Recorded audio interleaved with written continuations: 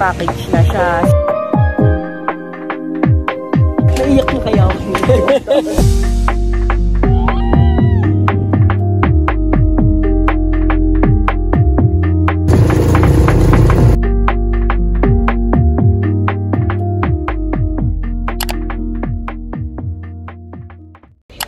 Hi guys! So for today's video, we're going to Boracay.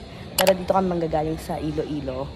Bali, nagstay kasi kami dito sa Iloilo. And naggala kami sa Capiz for 7 days. So, 1 week din siya. Karamihan kasi sa araw na yun is puro work. Hindi kami masyadong nakapag-tour.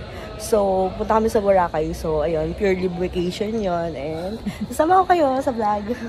Dahil dito kami sa Iloilo manggagaling. Ang sabi is... Anong sabi? 6 hours. Ba't yung sabi? Dapat hindi sabi. Ayun talaga yun. 6 hours papuntang Boracay. Magbaban lang kami. Bali, ano na kasi ngayon, hapon. Puro ka na ng Bali, Indonesia. Wait lang. Huwag ka magulo. So, hapon na kasi ngayon. So, we decided na bago kami mag-boat papuntang Boracay, may kinuha muna kaming hotel. Siya yung nag-book nun actually. Last minute. Hindi last minute. Wala talaga akong alam. Hindi. Siyempre, as a Disney princess. Last minute. So, magkano yun? Ayun, 2,000. Isang night lang yun. So, tanghali. Punta na kami Boracay.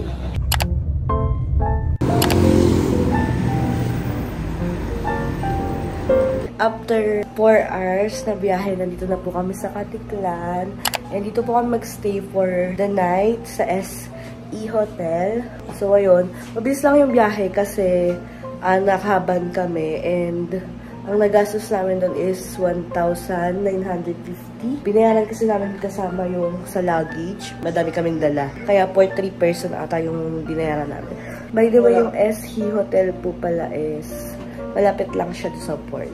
And malapit to sa airport mismo. Ito po yung room namin. Ito lang yung maliit lang siya kasi 1 night lang naman kami magstay dito. Good morning! So, it's our first day here in Katiklan. So, magbe-breakfast lang kami and maaga kami nagising kasi sobrang rinig namin dito yung tunog ng airplane yung nagte-take off. Nagising kami ng 6 AM.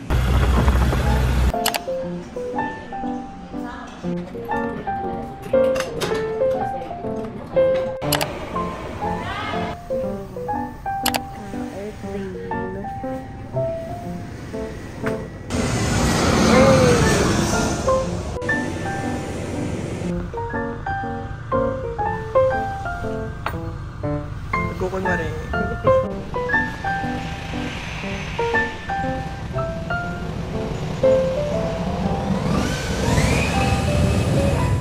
So guys, we're back at our room. And kakataas na lang mag-breakfast and magmuni-muni dun sa may shore. Nag-breakfast kasi kami dun sa may Andok, sa tapat lang ng port. So, we decided na bumili na din ng ticket.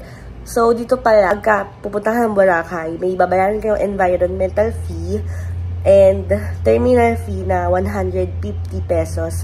So, 150, 150, 300. Tapos, yung boat fare is 50 pesos. So, overall, 350 each per person. So, it's already 10 AM pa lang. And balak namin pumunta sa Boracay Island ng 12. So, magpe-prepare lang kami, maligo, and magdiligpit na mga gamit. Pag bumili pa kayo ticket nyo, kailangan nyo pakita yung accommodation ng hotel nyo doon sa Boracay and yung government ID na meron kayo.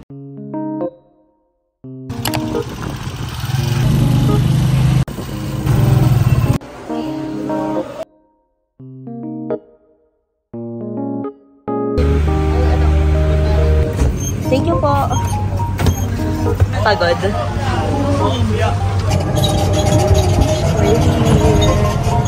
Punta na kami ng La Carmela.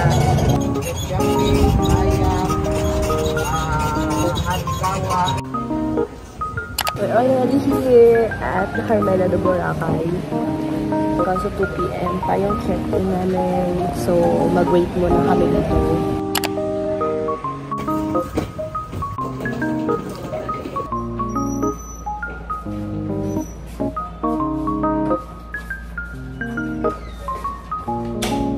So, a quick room tour. Pagpasok mo po ay may cabinet. Ito. Cabinet. Tapos may mirror here. Meron dito ng parang dining area. And, dalawa yung bed. Ito, may TV dito. Then, cabinet ulit. Then, ito yung itsura ng CR niya. Hi! Dito yung sink. Yung mga complementary. Toilet.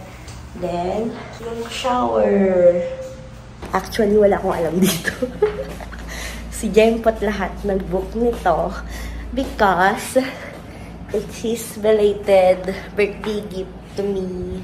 We just get a lunch buffet here in the hotel. Si Jempot.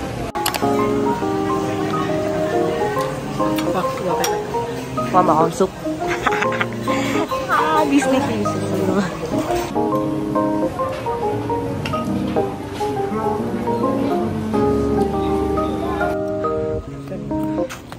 Uy, low tide.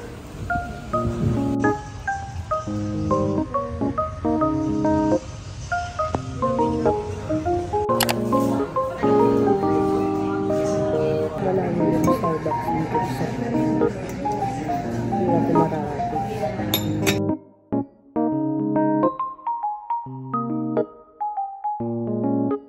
Nag-start na ako, nag-swimsuit na kami. Manonood kami sunset sa baba. Pero ayun, iinom muna ako ng gamot. Kasi nga, may sakit ako. May sakit ako. Kada travel na lang may sakit ako. It's the Plumosil. We're watching sunset na wala ng sunset. Wala na po, wala na. Pag siningil po kayo dyan sa video tsaka pictures po, irereklamo natin sila sa police station. Hindi, totoo po yun. Wala na. Bali yung nakuha namin na package is island hopping, kayak, tsaka ano yung isa? ATV. Hindi yung diving. Helmet diving. Helmet diving. Tapos, nakuha lang namin siya for 2-4 package na siya. So, kapag dito, worth 1K kasi yung mga pagtagi-isa. Tapos, 350 si kayak. Pag hiwa-hiwalay, mapapamahal ka talaga. So, pag kinausap mo po yung tour guide, pagpipili ka, pwede mo silang kausapin. Tapos, bibigyan ka ng discounted price pag marami kang kukunin. Like yung sa amin. Like yung sa amin. Nakuha lang namin siya for 2-4. Yung island hopping at yung, ano yun? Yung helmet diving bukas. Tapos, yung ATV rides, madami daw kasi yun. Kaya, the next day na lang. Dalawa lang yung activity namin bukas. And pinag-iisipan pa namin kung kukuha kami nung, ano yung paragliding yun.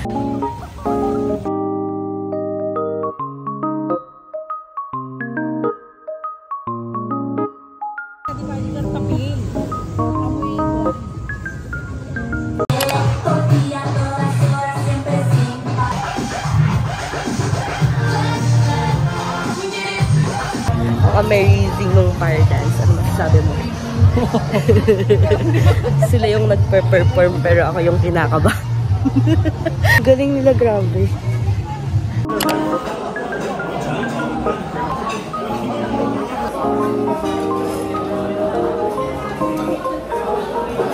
Good morning, guys! It's our second day here in Boracay. Breakfast lang kami, then we'll proceed to the island hopping. Susunduin daw kami na 8:30. So, 7 o'clock na. Kakain lang kami dun sa baba. Kasama yun sa binayaran namin dito sa hotel. So, ayun. Feet check. Yan. Naka-cover up lang ako pero red swimsuit.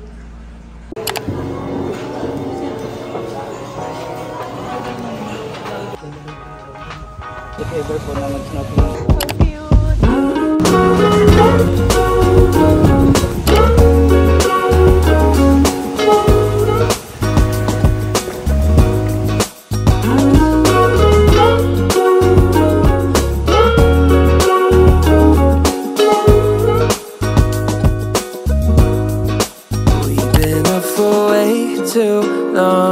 I don't wanna come down. Caught up in a long free. Restart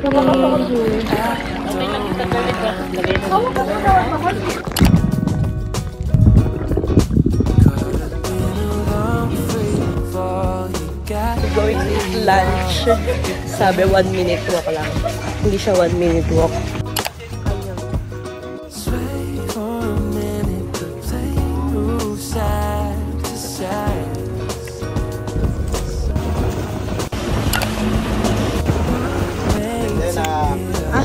Habang palubog po tayo, makakaramdam po tayo ng pressure. The same lang po yan. Sumasakay po tayo sa aeroplano.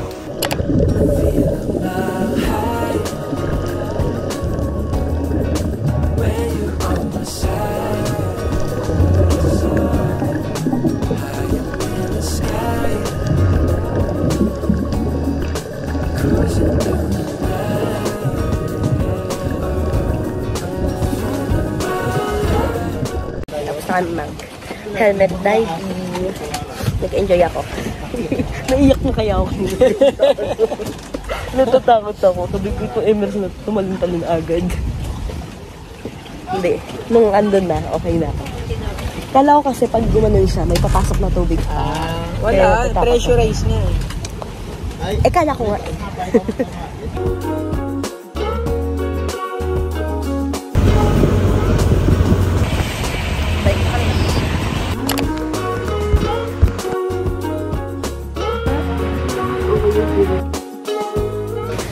Gusto mo para sa'yo?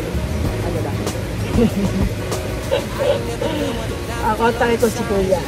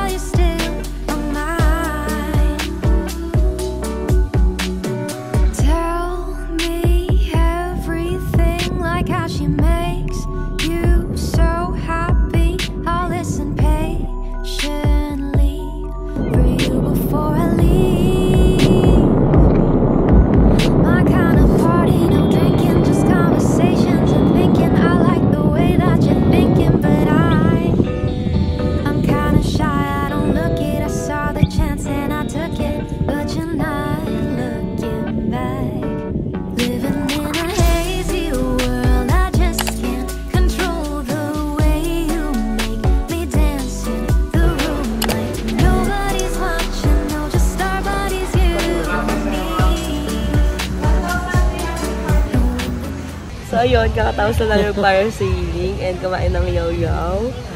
Nandito kami sa shore to watch sunset.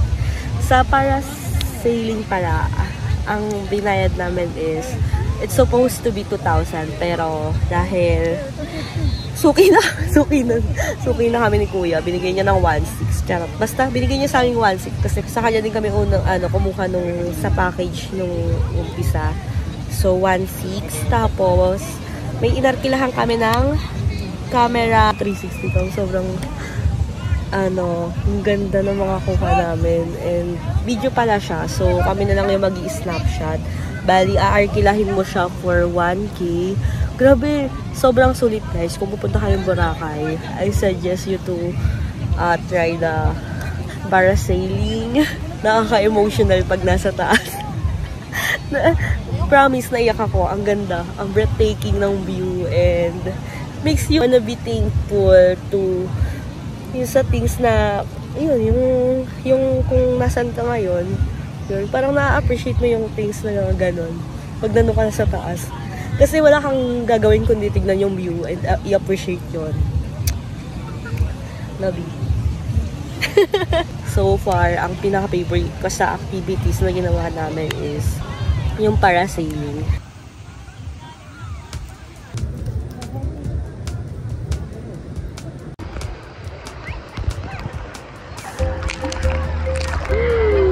Ang ganda ng sunset.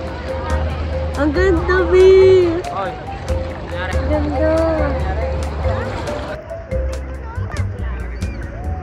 Hey guys! So, kakatapos lang namin maligo. Magdi-dinner na kami. And bakit kami dito nung tapos na yung sunset? There are some of our photos at Puka Beach. Yan. Kasi ano, tingnan yung materials niya. Para siyang poster.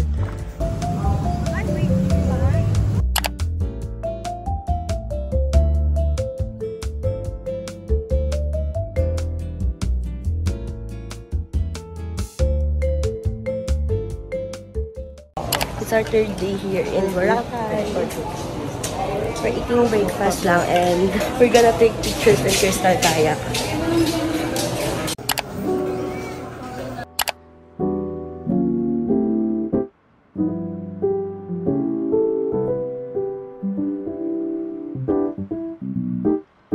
And guys, kakatas lang namin magkayak. Mag-ATV kami ngayon. So, here's the outfit. Ito pa ang outfit. Mag-ATV kami. By the way, nagkaya kami kanina and kasama na pala yung sa package ng 2-4 sa amin. Doon sa napag-usapan namin ni Kuya.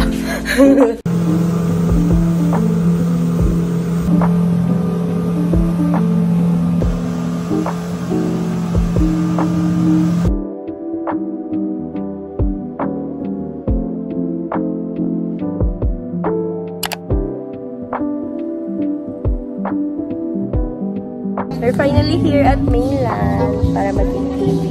Sinigang na lang na baboy. Okay. Sabi 20 minutes lang yung biyahe, pero parang hindi naman. Parang nasa 1 hour.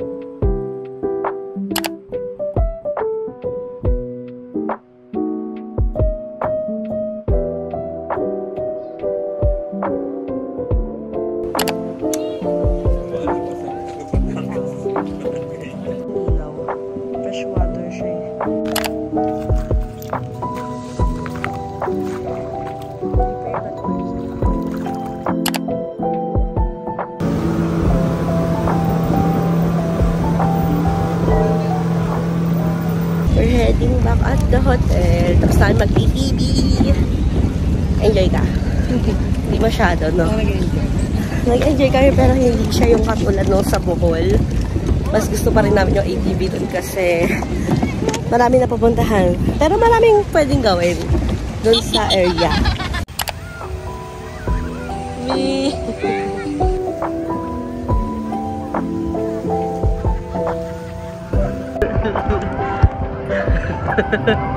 Parang bata. Gusto na salbabida. Kung kailang last day natin tsaka gusto magsalbabida. Anong trip mo? Ano ko 250 din yun. Quiet. Parang bata. Parang bata, oh. Parang bata siya. Ay, kahapon kasi di mo naisip yan kung kahapon magbibigyan kita. Ikaw kahapon di mo naisip yan. Ngayon lang. Gusto ko kasi nakaano na yan, parang nakahawak ka doon.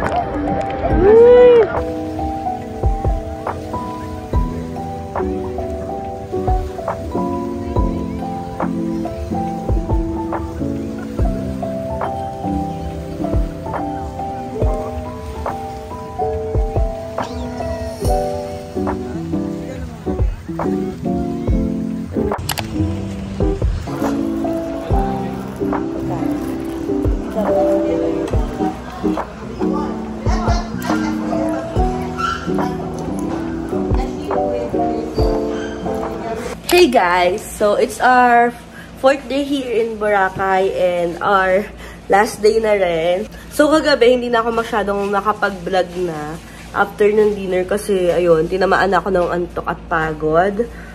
So katulog ako na maaga and ngayon magbe-breakfast lang kami and mamaya yung flight namin ng 3 PM. So balak namin na mag-coffee shop na lang dito sa Boracay then ayun, mag-ikot-ikot. Baka pumunta kami doon sa Station 1 kasi hindi namin narating yun. Kasi dito kami sa Station 2 sa La Carmela. Then, yung pinupuntahan namin lagi doon sa dulo is yung Station 3 daw. Kami sinusundo ng boat para mag-tour. So, pupunta kami ngayon sa Station 1 and magka-coffee shop na rin. So, ayan, anantay ko lang si Jempot. Then, kakain na rin breakfast.